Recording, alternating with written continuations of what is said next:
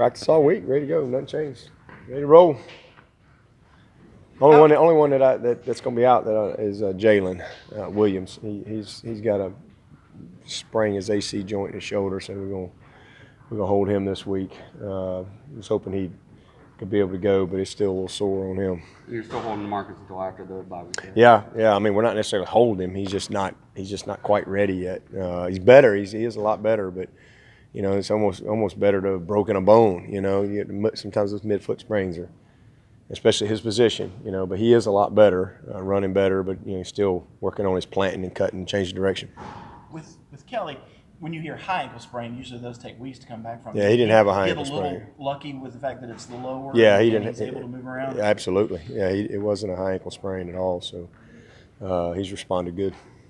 Since we're talking about these things, Garrett Williams, you're still going to wait a little while before making a decision on. We're going to sit down next week. We actually met with him the other day, and we kind of talked about a couple different scenarios, and we're going to talk a little bit more about it next week. But he did practice all week with the scout team. That was our plan this week, to just really cut him loose full speed, and did a good job. Coach, I saw James Kowski had a kickoff the other day. I think it went down to the 5-yard line or so. Kowski? No, James Kowski. Oh! I thought I was like Kowski. Janikowski would be nice. Oh, James Kowski. That would be nice to have him. Yeah. But yeah, what do you think? I mean, are you considering doing that again? We've been working him, every day, and he's doing a good job. Alex is actually doing a nice job kicking the ball for us, but he did it in high school, and he really is pretty good and doesn't work at it a whole lot. So we've just kind of gotten him back in the groove and working with it, and definitely something that we could do again at some point. I imagine it would be an asset to have an extra tackler like. Be like playing with 12, wouldn't it? Spencer Benton. Be like a linebacker playing behind that D line, fitting the gap. So yeah, it'd be great. How's Richard doing with the neck? Jurgen, he's great, man. I don't know if y'all seen him walking around, but he looks great. He's running and working out, and he's pretty much doing everything. So just he really responded well to the treatment and just the healing, what he's going through healing-wise. But he's doing good, doing really good. That's good. I have to ask, 9 years ago today is a college football Saturday. Clemson played on a Thursday night, lost at Wake Forest. Do you remember what was going through your mind sitting there on that Saturday, just wondering what the future was going to hold? I don't. I just remember I was probably like any other open Saturday. I was probably playing with my boys and watching college football, and no, I've never really worried about stuff like that. I mean, like I said, we were disappointed that that's where we were, but shoot, I was just focused on go win the next game. We got a lot of football left, and let's go win that game. And been there and done that before. My first year here, we started out 5-4. And, so my focus was just trying to get our guys better and win the game. But that would have been an open Saturday for us. So I think we worked that Friday. I think I went recruiting. I did. I went recruiting that Friday night. And I think I went up to see a receiver in North Carolina. And Green Team, that's the name of that school. But anyway, went to see a receiver and then was home with my family and just enjoying a Saturday. If you only had known how your life was going to change in those next 2 days. We never know, we never know. And I think that's why I think God intended it to be just that way, We don't know what's down the road. I mean, we can prepare and try to put ourselves in the best possible position and have a vision for our future and have a path that you want. But, we don't know. We don't know when our time's going to be called and God's going to call us home or whatever. So that's why you just – and again, I think he designed the world that way on purpose so that we wouldn't be paralyzed by the fear of what's coming.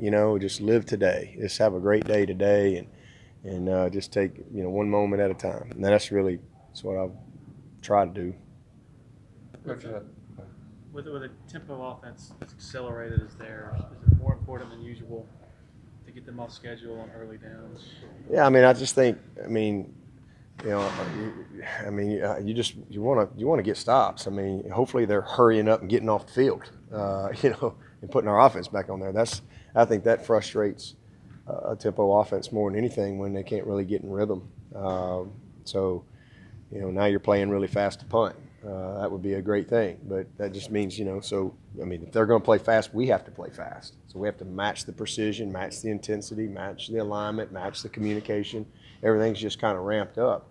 And just, do your job. The tempo really shouldn't affect that if we're locked in. Puts Bryant getting call in and making sure everybody's ready to go and we get it communicated. What personnel's in the game? Do they sub or not? That kind of changes things a little bit. But I don't think there's any question whether it's a tempo offense or any offense. I mean, you want a 3 and out. And you don't want to allow any rhythm, and you don't want to allow them to get any type of balance in what they're doing. You want to keep them off balance. You want to control the line of scrimmage.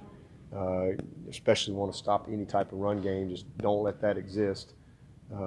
So that's our goal every week, regardless of whether they're up tempo or not. But I think that the biggest challenge with this type of offense is what I was just saying. I mean, it's just everything's ramped up.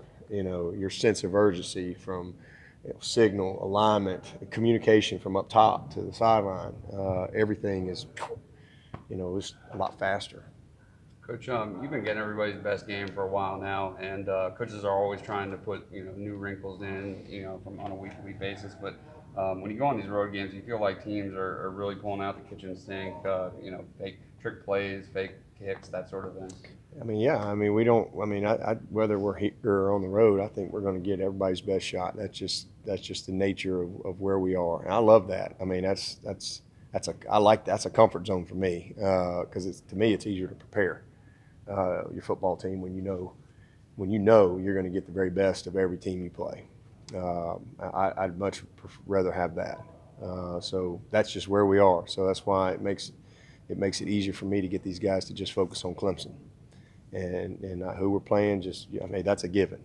We're going to get maximum juice from the opponent. So let's focus on us, our preparation, our focus, how we play, getting our mind right, and just being great this week. That's really, from week to week, that's what we try to put our emphasis on. So that helps that process.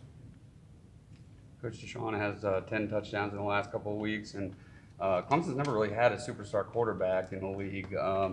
I know you don't really need much help from a recruiting standpoint, but does that just give you that much more recruiting capital to have a star quarterback in the league doing what he's doing? I mean, I think, young people certainly pay attention to your guys that get drafted and all that type of stuff, but, I mean, whether he's a superstar quarterback or a guy that gets drafted and has a good career, I think all those things are important, that you can develop your players. But, I mean, he's a special dude, man, and it's great. It's great to see all of our Clemson guys, doing well and representing themselves, their families, their teams, and certainly taking pride that they came, through Clemson. So, I definitely think it speaks volumes to the preparation that he had here. He was obviously well prepared. I thought Streeter just did an amazing job.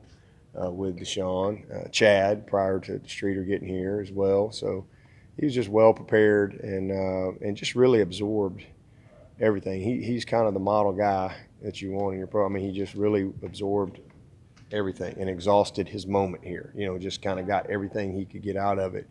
He was very engaged in all aspects of the program, and I think well prepared with the tools to take the next step. And so, I mean, his drive. I mean, we all know it's well documented. Graduated in just right at 3 years. So just a great work ethic to go with that talent, and those guys usually don't change very much as far as who they are, and so he's just being who he is. All set. All right. Thanks, Coach.